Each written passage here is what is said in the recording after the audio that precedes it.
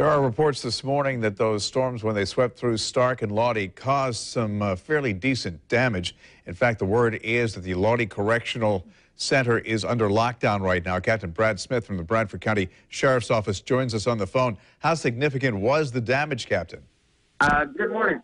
The damage hasn't been too severe. I think a lot of the things that are taking place out at Lawtey Correctional are more in a cautionary measure.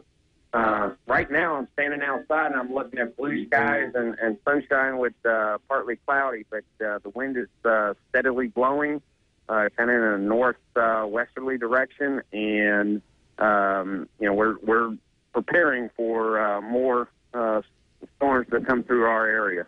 So when we heard that there's an emergency lockdown in place, what does that entail, and is there any threat for any reason then to the community around the facility?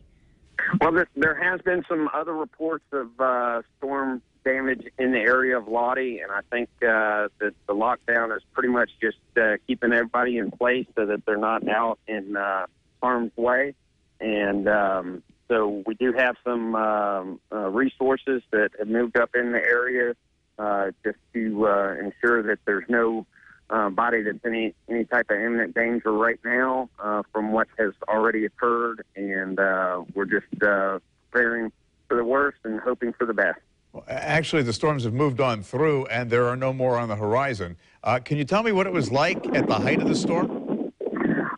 It was just heavy winds and dark, ominous clouds, just expecting some severe stuff, but it's moving so fast, and the winds are still constantly blowing that,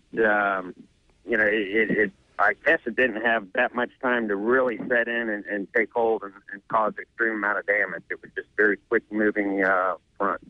Are you getting any indication as to how much longer this emergency lockdown will be in effect at Lawtey Correctional?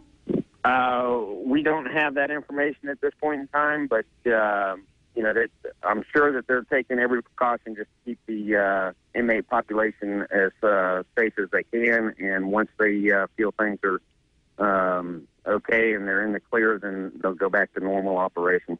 All right, so it sounds like this is out of an abundance of caution. Captain Brad Smith, thanks very much. Just into News for Jack, some pictures from the Lawtey area, which appeared to have gotten the worst of the storm.